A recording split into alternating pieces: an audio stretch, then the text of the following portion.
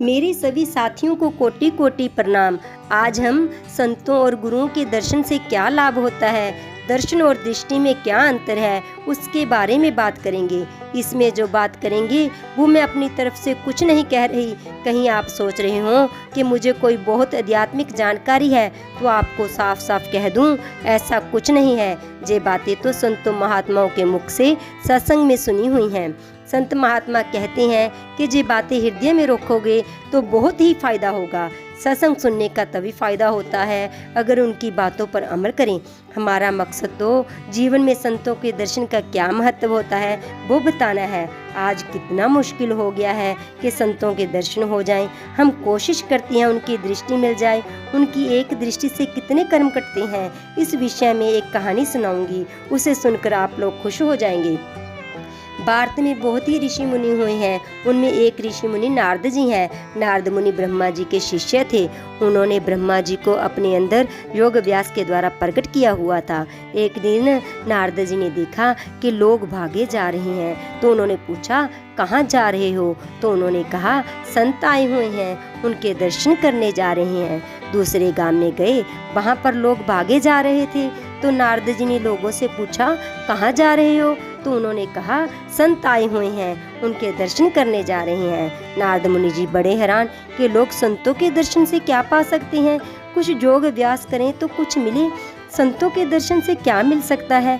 फिर नारद मुनि जी ने योग व्यास के द्वारा ब्रह्मा जी को प्रकट किया और प्रश्न पूछा कि लोग भागे जा रहे हैं कि संतों के दर्शन हो जाएं, भला संतों के दर्शन से क्या लाभ हो सकता है। तो ब्रह्मा जी ने कहा अच्छा ये प्रश्न है, तुम ऐसा करो साथ वाले गांव में जाओ, वहाँ पर एक तालाब में सांप रहता है, उस सांप से प्रश्न करो, वह तुझे उत्तर देगा।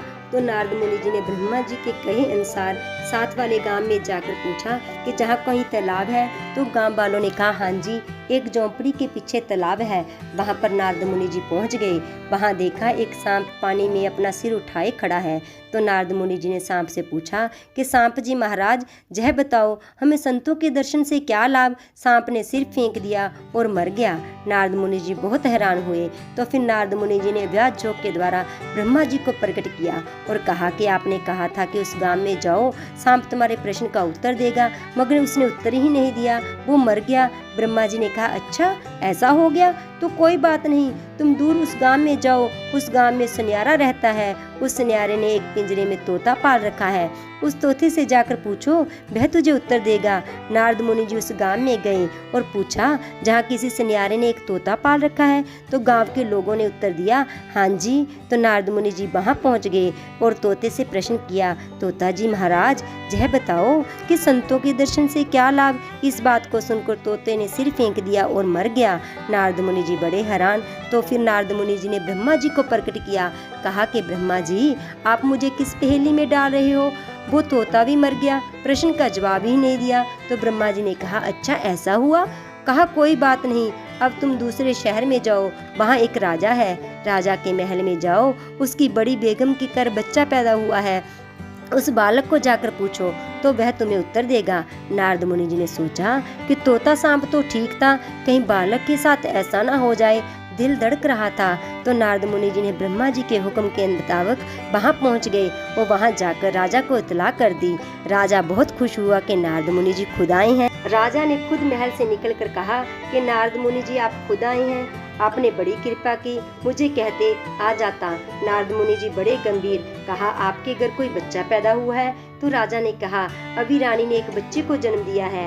नारद मुनि जी ने कहा कि मुझे कोई एक प्रश्न करना है, मुझे अकेले में उस बालक को मिलना है। राजा ने कहा कि बालक के बहुत ऊंचे बाग, जो नारद मुनि जी खुद से मिलने आए, बालक को अलग बिठा दिया गया। तब नारद मुनि जी ने कहा कि बालक महाराज यह बताओ कि संतों के दर्शन से क्या लाभ होता है। तब वह छोटा बालक बोल पड़ा, नारद मुनि जी मैं वही तोता हूँ जो तुमने सुनियारे के घर में देखा था, मैं वही सांप हूँ तुमने गांव के एक तालाब में देखा था। तुम एक ऋषि मुनि नहीं, तुम एक संत महात्मा हो, ऋषि जोगी हो। तुम्हारे एक बार के दर्शन से मेरे सांप की जोनी कट गई और परिंदे की तोते की जोनी में आ गई। दूसरी बार दर्शन किया तो सीधे सारे कर्म कट गए और मनुष्य का जन्म मिला, वो भी राजा के घर। ऋषि मुनियों के दर्शन से यह फायदा होता है। संतों के दर्शन से हजारों गुना फायदा होता है। हमारे कितने कितने कर्म कटते हैं, संतों के दर्शन करते हैं, उनकी संगत से पिछले कर्म, हमारे दूसरे कर्म कटते हैं, हम सब कुछ सुधारण हो जाता है। अगर भजन सिमरन नहीं बनता, वह बनना शुरू हो जाता है। दर्शन का बहुत ही फायदा है। इस तरह दृष्टि का उससे भी ज्यादा फायदा है। दर्शन तब होते हैं जब संत महात्माओं के हम दर्शन करते हैं।